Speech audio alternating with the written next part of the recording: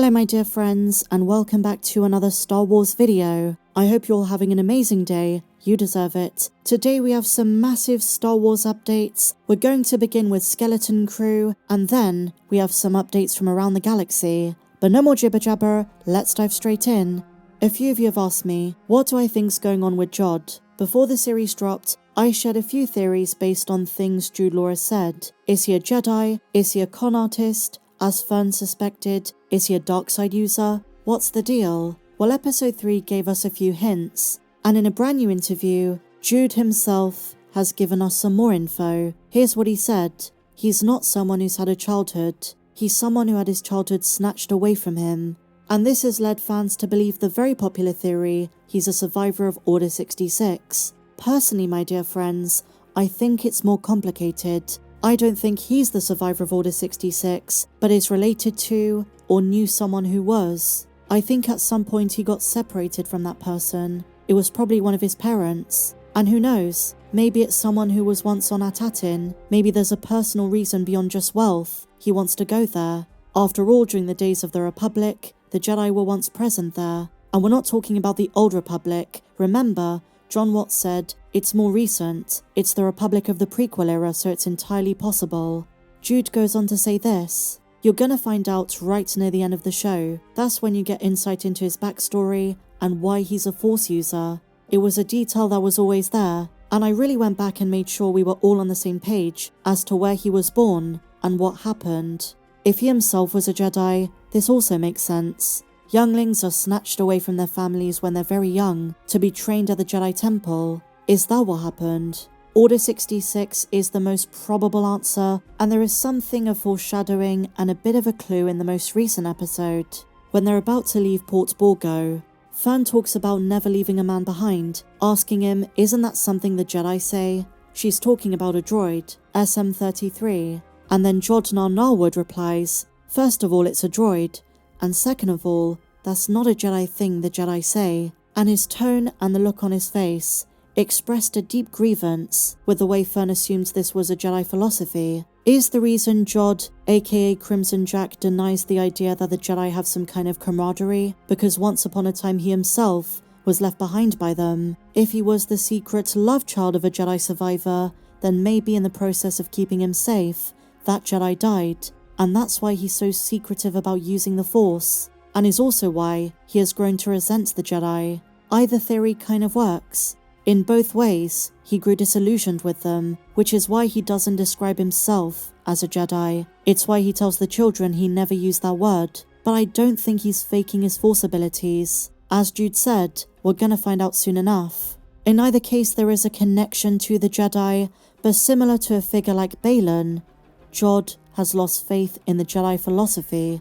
His morals couldn't be more opposed to them. Whether that's going to change as the show goes on, it's something Jude says is important. Is this character dangerous? And what is his true identity? He goes by many names. Silvo, Crimson Jack, Jude Nawood. Is there another one? But there is something quaint and rather poetic about Jude's journey. He was robbed of a childhood, but he has the opportunity to not break the trust of these children. What we know is that he was forced to grow up fast, and this adventure away from the barrier, away from At Attin, is a way the children are going to learn more than they ever have about the galaxy, life lessons. It's a coming-of-age story. But now that Jude has made a deal with them, his words, his actions, his decisions are going to rub off on Neil, Wim, Fern and KB. And in a sense, he has a responsibility, even if at this stage, he doesn't realize it. And Jude Law says, they're not just immature children, they're small adults, they have to learn to survive. And so what's going to be fascinating in future episodes is the dynamic between Jude, who has no real concept of innocence, and the children lost in space, who are very naive. And on the subject of Skeleton Crew and the Jedi, in my last video, I expressed concerns over the future of the character KB, but another member of the crew has been set up for the biggest disappointment of his life, something that's going to leave him scarred. Because At Attin's been closed off from the rest of the galaxy, I don't think Wim realizes the Jedi Order has been destroyed. He never found out about Order 66. That is a truth I reckon Jude is going to tell him about when he reveals the truth of his backstory. When you realize how long the planet's been sheltered, you begin to realize the significance of their ignorance. They've been insulated from the galaxy's dark times, the fall of the Republic, the rise of the Empire, and the Galactic Civil War. There is some good news though, because while Wim doesn't know about Order 66, the Empire has been defeated, the return of the Jedi has occurred, and a new Republic has been established. The Jedi in the form of Luke, Ezra Bridger, Ahsoka, and others has survived. At Attin has remained isolated for so long, not even the parents or the grandparents of the children back home know. So has the show set up a big heartbreak when Wim finds out the truth? And something I stand firm by is that Wim is being set up as a future Force user, maybe someone as part of Luke Skywalker's academy. He is bound to be devastated by news that his heroes are dead, because even though remnants of the Jedi have survived, they're not as prosperous as they once were. And if Wim does end up joining Luke's academy, is he one day going to be killed by Kylo Ren? And this to a great extent is one of the main issues some fans have with the Mandoverse era. No matter how good it is, no matter how many characters they introduce, as Favreau once said, it ultimately has to lead to the sequel trilogy. And despite some fan hopes, that is not being retconned. I think we're beyond speculation of any kind of erasure of episodes 7, 8 and 9. They can do their best to make this time period make more sense, make this story worthwhile, tell some great stories with Thrawn, Ahsoka, Din, Grogu, you name it, but it still has to lead to The Force Awakens. They've already started doing that in The Mandalorian, Hux's dad, cloning, Project Necromancer. I mean, some theories speculate that even At Attin is part of it. And evermore, they're going to lean into it in Ahsoka Season 2, in the upcoming movies by Favreau and Filoni. All roads lead to Episode 7.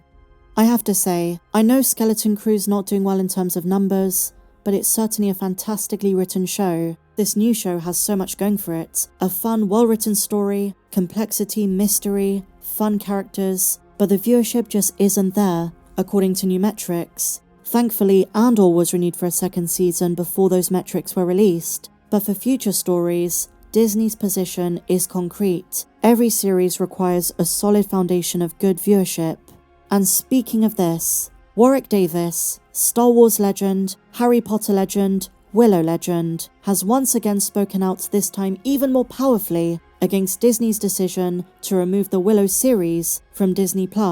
He's pulling no punches, and I can understand his frustration. Willow didn't respect the original film, it abandoned all of the tropes that made it magical, it felt like it was made for an audience that didn't exist. That being said, the cast was treated so dirty, and even Warwick himself now says he's only seen the show once, when it first aired, days after the premiere in London. Here is his new tweet. This image came up as a photo memory, a behind-the-scenes shot from the Willow series. It's a travesty that Disney Plus values shareholders over subscribers in their creative decision-making. Hashtag, just saying, I only ever saw each episode once, angry face. And I feel for Warwick. Not just because of this, he's faced a lot of personal hardship in 2024, but I understand what he's saying. But look, Disney's a corporation interested in one thing, making money. So going back to the situation with The Acolyte, when it released and fans of the show said, Disney and Lucasfilm care about X, Y and Z thing, not if it's not making money.